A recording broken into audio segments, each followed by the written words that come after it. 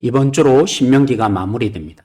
하나님의 의도를 이해하지 못하고 가나안에 들어가 불순종할 것이 뻔한 이스라엘에게 하나님과 모세의 조치가 첨가되는 것으로 신명기가 끝이 납니다. 4월 20일 지난 토요일 묵상 본문에서는 신명기에 기록된 내용을 매 7년마다 초막절에 낭독하라고 하십니다. 하나님을 경외하기를 배우기 위해서입니다. 4월 21일 지난 주일 묵상 본문에서는 그들에게 낭독해주는 신명기를 언약궤 곁에 보관하게 조치합니다. 증거로 남기기 위해서입니다. 이 두 조치 사이에 모세의 뒤를 이은 여호수아를 후계자로 임명하게 됩니다. 불순종할 것이 뻔한 그들을 어떻게든 막아보려고 모세도 조치를 취합니다. 4월 22일에서 24일까지 하나님을 찬양하며 이스라엘의 배신으로 겪게 될 징계를 노래합니다. 25일 목요일에서 26일 금요일까지는 모세는 지파별로 축복하고 이스라엘 전체를 축복해 줍니다. 하나님이 여호수아를 모세의 후계자로 삼으신 것에 대비하여 모세가 죽음으로 마무리됩니다. 사람은 하나님의 말씀을 온전히 지킬 능력이 없습니다. 모든 법과 절차와 심지어 말씀은 예수님께로 우리를 인도합니다. 예수님을 믿고 나면 성령에서 우리의 마음이 변화가 일어나죠.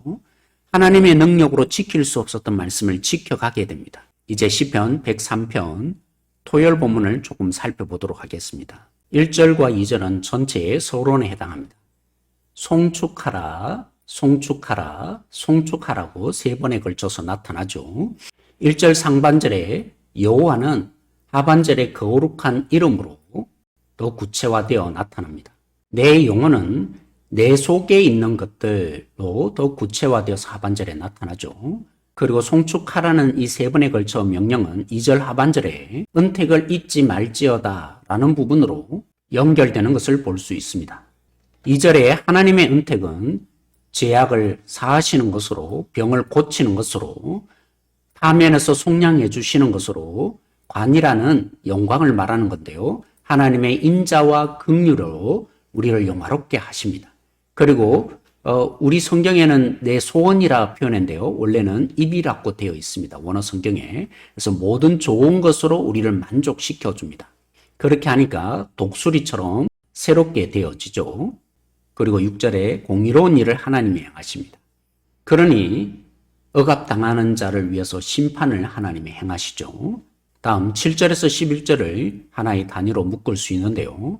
하나님의 그 놀라운 역사와 하나님의 행사를 모세에게 그리고 이스라엘 자손에게 알려주셨습니다.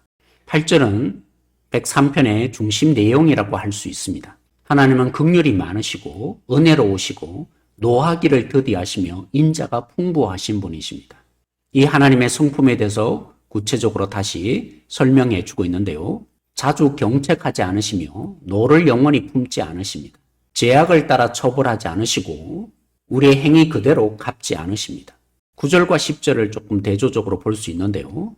자주와 영원히라는 시간적인 부분으로 표현을 했다면 이제 10절에서는 따라라는 부분으로 우리가 행한 내용을 가지고 이제 대조해서 보여주고 있죠. 왜 하나님은 이렇게 하시는지 이는 하면서 설명해 주고 있습니다.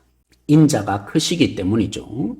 이를 더 강조하려고 비유를 했습니다. 하늘이 땅에서 높은 같이 인자가 크다고 말입니다. 12절에서 15절 마지막 부분들을 살펴보겠습니다. 우리 죄가를 멀리 옮기시고 우리를 긍휼히 여기십니다. 동에서 서에서 먼 것 같이 멀리 옮기시고 아버지가 자식에게 긍휼히 여긴 같이 긍휼히 여겨주십니다. 왜 하나님이 이렇게 긍휼을 베푸시는가? 우리의 체질을 하나님이 아시기 때문입니다. 우리가 먼지뿐임을 기억하시기 때문입니다. 우리의 인생은 풀의 꽃과 같은 날을 살고 있으며 우리의 영혼은 들의 꽃과 같이 너무나 미약하고 쉽게 사라지기 때문입니다. 찬양은 하나님과 하나님의 일을 우리의 몸에 새기게 됩니다. 하나님을 기억하지 못함으로 불순종하게 되는 것을 신명기 내내 보여준 것을 볼 때 하나님을 몸에 새기는 찬양이 얼마나 중요하겠습니까? 이 찬양과 헌신과 하나님의 나라에 누림이 있는 예배에 우리가 얼마나 헌신하며 우선순위를 두어야 하겠습니까? 하나님의 은혜를 노래하면서 하나님의 인재가 너무 크기에 행한 대로 한다면 우리는 망할 수밖에 없는데 여전히 우리가 살아갈 수 있다고 시인은 찬양했습니다. 그러므로 잘 살아가든 못 살든 하나님의 은혜가 필요한 존재, 그것이 우리입니다.